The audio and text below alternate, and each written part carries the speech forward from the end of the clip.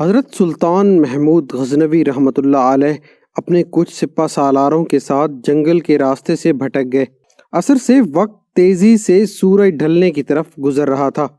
سلطان جنگل میں راستہ تلاش کرنے میں سرگرداں تھے کہ ایک ہندو دھرم کی شہزادی پر نگاہ پڑی جو اپنی کنیز کے ساتھ شاید شکار پر نکل آئی تھی۔ اکیلی شہزادی اور اس کی کنیز اس چیز سے بے خبر دریا کے کنارے پاؤں ڈبوئے بیٹھی تھیں کہ ان کے پیچھے ایک جنگلی ریچھ ان کے سر پر پہنچ گیا۔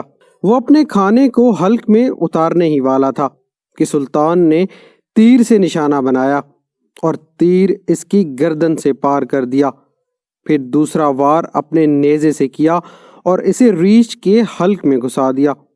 وہ ریچھ شہزادی کی کنیز کو ایک ہاتھ کے پنجے سے ضرب دے چکا تھا۔ اس سے پہلے کہ شہزادی اپنا ترکش سنبھالتی اور تیر کمان میں لگاتی، شاید بہت دیر ہو جاتی۔ سلطان محمود غزنوی نے اس جنگلی درندے کو مارا جس سے وہ ڈھیر ہو گیا۔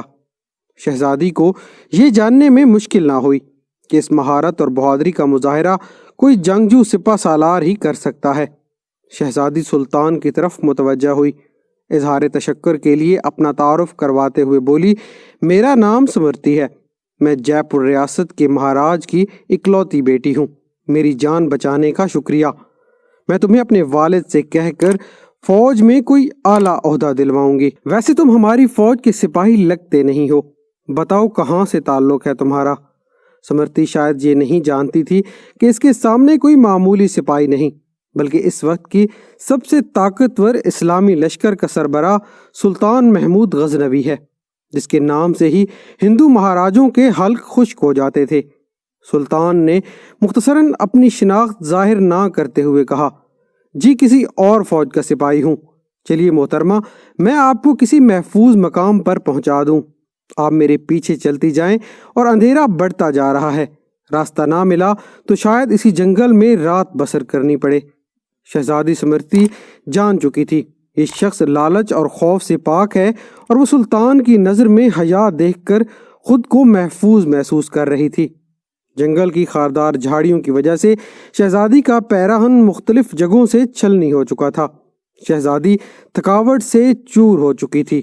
سلطان نے شہزادی کو ایک سخت پتھروں اور درختوں کی اوٹ کی طرف اشارہ کرتے ہوئے کہا، آپ ادھر آرام کر لیں، رات کی تاریکی بڑھ رہی ہے اور موسم میں بھی تغیر کے آثار ہیں، اندھیرے میں مزید سفر گھنے جنگل میں کرنا دشوار ہے، علل صبح نکلیں گے تو شاید میں آپ کو کسی محفوظ مقام پر پہنچا سکوں۔ سمرتی کے پاس سلطان پر اعتماد کرنے کے علاوہ کوئی دوسرا راستہ نہ تھا۔ سلطان نے محسوس کیا کہ شہزادی اپنے بیش قیمت مگر قدرے باریک لباس میں جنگل کی ٹھنڈی رات شاید نہ گزار سکے۔ سلطان نے اپنی موٹی چادر شہزادی کی طرف اچھال دی اور معنی خیز نظروں سے شہزادی کو دیکھا، جیسے کہہ رہا ہو یہ اوڑھ لیں۔ شہزادی نے بلا جھجک چادر اوڑھی اور ٹیک لگا کر درختوں کی اوٹ میں پاؤں پسار لیے۔ اس کی نظریں سلطان کے چہرے کی طرف جمی تھیں، جو نظریں جھکائے ایک قریب پڑے بڑے پتھر پر بیٹھ کر آگ جلانے کی کوشش کر رہا تھا۔ بالآخر آگ جل گئی۔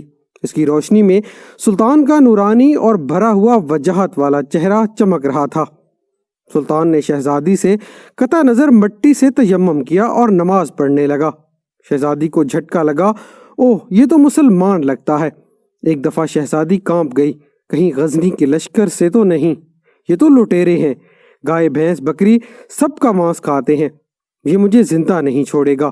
لیکن اگلے ہی لمحے شہزادی اب تک اس کے ساتھ گزرے وقت کو یاد کرنے لگی کہ اگر یہ اتنا ہی سفاک اور ظالم ہوتا تو مجھے ریچھ سے نہ بچاتا۔ نہ چاہتے ہوئے بھی شہزادی کا دل پھر سے اطمینان اور یقین سے بھر گیا۔ سلطان محمود غزنوی نے نماز کے بعد دعا کرتے وقت زار و قطار رونے لگے۔ سلطان نے اپنے خنجر کی نوک اپنے پاؤں کے انگوٹھے پر رکھ کر اس کو دبا دیا۔ شہزادی دیکھتی رہی کہ یہ جوان مرد مجھ سے گفتگو میں بے تکلف نہیں ہونا چاہتا۔ علل صبح سلطان نے شہزادی سے کہا، اب ہمیں نکلنا چاہیے۔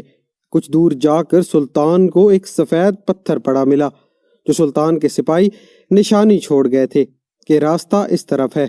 یہ اس زمانے کا ایک طریقہ تھا کہ جنگل میں پتھر چھوڑتے جاتے تاکہ پیچھے آنے والا راستہ جان سکے کہ گزرنے والا کہاں سے ان کا ساتھی گزرا ہے۔ بالآخر شہزادی اور سلطان ایک ہموار راستہ پر آ پہنچے۔ کچھ دور ایک چھوٹے سے گاؤں کے آثار نظر آ رہے تھے۔ سلطان نے کہا، یہ آپ کی ریاست کی حدود کا ہی گاؤں معلوم پڑتا ہے۔